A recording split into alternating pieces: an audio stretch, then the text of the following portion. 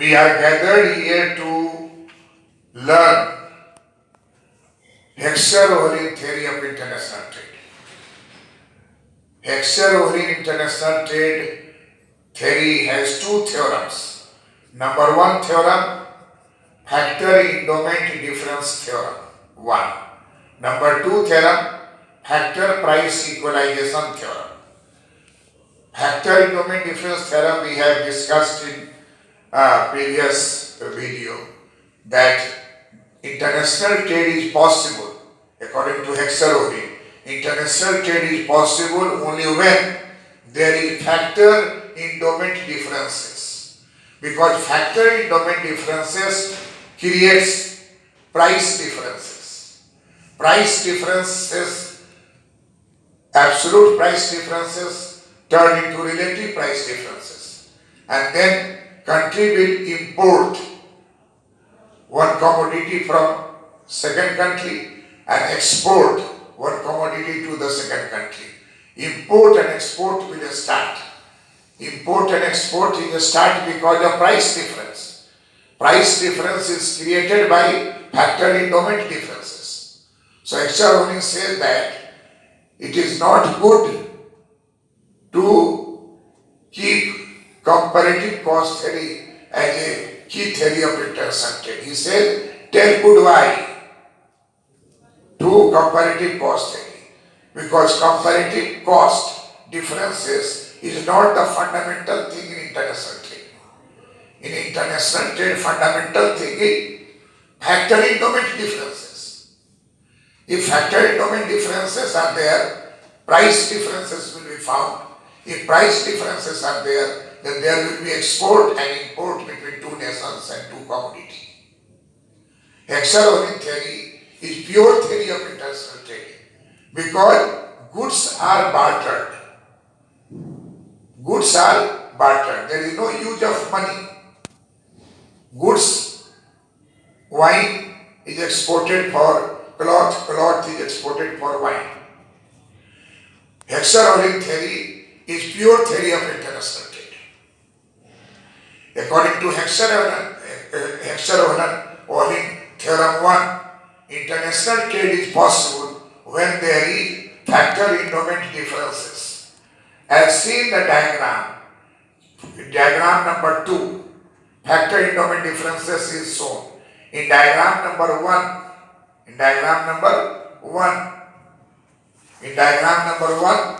and 2, these two is related to factor endowment differences. Theorem 1. Diagram number 1 shows everything is equal. Everything is equal. So there will be no international trade. Diagram number 2 saying that both nations have factor endowment differences. Then international trade will take place. Now we are discussing factor price equalization theorem 2. Heckscher Ohlin theorem 2. What is factor price equalization? Factor price equalization means wage rate in USA and wage rate in England both will be same. Then this is factor price equalization. Wage rate in Portugal and wage rate in England both will be same. This is factor price equalization. What is factor price? Factor price is the price paid to the factors of production for the services they rendered. For example, labor works and labor sells work hour, leisure hour and work hour. Labor time disposition is done into two parts, work hour and leisure hour. For leisure hour they receive wage. Labor factor receives wage rate because labor spends his work hour and then produce something. So, work hour and leisure hour. 8-hour works is the standard man day. In one day, 8-hour works is done by one worker. And the 8-hour is work hour and the rest 24 hours means how many hours for leisure hour? 24 hours. minus 8 hours. How much left? 16. 16 hours. 16 hours is leisure hour in which laborer will sleep, laborer will eat, laborer will do some domestic work, laborer will spend time with the family members, with their kids, entertainment. 8 hours worker will work, and for that factor reward is known as wage. Likewise, interest is factor reward to capital. There is capital inflow from USA to India, from Germany to India, from Russia to India, from China to India. If capital comes in our economy, then the interest rate of India and interest rate of USA will be equalized. In earlier stage, India has a high interest rate. But once the inflow of dollar comes, inflow of foreign currency comes, inflow of savings comes in our country, inflow of investment comes in our country, then what will be the result in capital market? Supply of capital will increase, demand for capital will increase, and new rate will be determined. That rate is interest rate. This interest rate is uniform in all countries. In the world today, 192 countries. Then 192 types of interest rate will not exist. There will be one and only interest rate, because there is free mobility of capital from one country to the other country. There is perfect mobility of capital from one country to other country. This is a very important issue nowadays. There is inflow of capital to India. There is inflow of technology to India. Likewise, there is outflow of labor force from India. Likewise, there is outflow of brain labor from India to USA. Most of the IIT engineers go to USA. Brilliant students of engineering college goes to USA, where they will get higher salary or facility that will attract them. This is called brain drain. This is called brain drain. And if you are not IIT, but you are going to USA, it means you are electricity builder, you are compounder, you are carpenter. They are also demanded there. And someone is illiterate, not doing nothing, but he shifted to that place. That is known as brown drain. Brain drain, educated. Brown drain, illiterate but a stout personality, and physical work through muscle power. Sometimes that type of person is required for take care of horses. In USA, Canada, I have seen so many places. Horses are their business. They produce horses. They spend time to develop horses. Their physical labor person is required. That is brown drain. Brain drain for educated, and for not technical person, this is called brown drain. So in international trade, wage rate will be uniform in all nations doing international trade. Interest rate will be uniform doing international trade. So Heckscher Ohlin say that in the starting period, when there is international trade started, more price may be charged.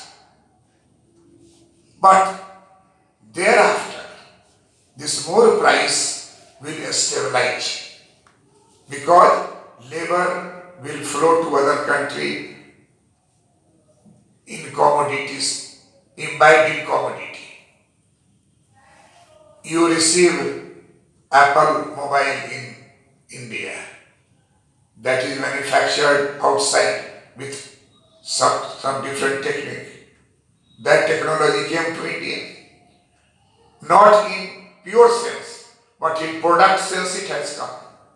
So price of labor will be uniformly same in the world market, international market. Price of capital will be same in international market. So look there, diagram number 3A and 3B. 3A represents factor market price, that is wage price, interest price, and 3B diagram shows commodity market. What is the point of autarky there? Tell me. E. E is autarky. Then F is shift in production equilibrium from E to F. Look here. This is autarky and this is autarky, production equilibrium as well as consumption equilibrium. After international trade, E will shift to F. Production equilibrium shift to F because this is international price line. There will be export import and country will move from U1 to U2. This is commodity market. What is its result in factor market? In factor market, W is a factor price, W1, W2 is factor price, E is domestic trade and F is international trade. This E or F is reflected here in factor market also. Production, in sense of production, this is autarky and this is international trade. Wage rate, W1 changes to W2. Look here, W1 changes to W2. Factor price rising. Here we have written W1 before international trade, W2 after international trade, factor price rising. This is called factor price rises after international trade. But this will not continue to infinity. Factor price will stabilize. And in the whole world, there will be one interest rate. There will be one price line. There will be one wage line. There will be equality of factor price equalization. That is reflected in figure number 4. In figure number 4, one country is equilibrium at R1 and likewise another country equilibrium is S1. That is domestic price line. Domestic price line. But when international trade will take place, then international price line will come with factor price equalization. This international price line is KL. KL curve touches R2 isoquant 1 of one country and touch tangent to S2 at isoquant of another country. So S2 and R2 is known as production equilibrium after international trade. So what we see that before international trade, country was at point E. After international trade, country go to F. This is reflected in commodity market 3B and factor market in 3A. Then finally, in figure number 4, factor price equalization is illustrated. How do we illustrate factor price equalization? First we take domestic price, K1 L1, K2 L2. One has more labor, less capital. One has more capital, less labor. But when international trade will take place, labor and capital will be exported in disguised form. You export jewelry. It means you export a skill and craft of Indian workers. A skill and craft of Indian workers. And therefore that jewelry is sold at a very high price in developed country. Likewise, a person from India goes to USA and sings a song in a crowd and earns $. That person had gone there, sound is inside, sound is invisible, but that can be visible there. And likewise he will move everyone. You remember Michael Jackson. Everyone knows him, whether he has seen him or not. But everyone, and nowadays in television show, many dances, episodes are shown. So everyone try to copy Michael Jackson's by breaking bones. By breaking bones. His shifting is so fast that it is not easy to copy it. But most of the persons, most of the youth try to follow Michael Jackson. It means Michael Jackson thing in disguised form shifted to other country. Likewise, a commodity, labor-intensive commodity is produced in India. If it is exported, it means labor in disguised form exported to other country. Exportable goods is not only goods, in disguised form labor is used, capital is used, technology is used.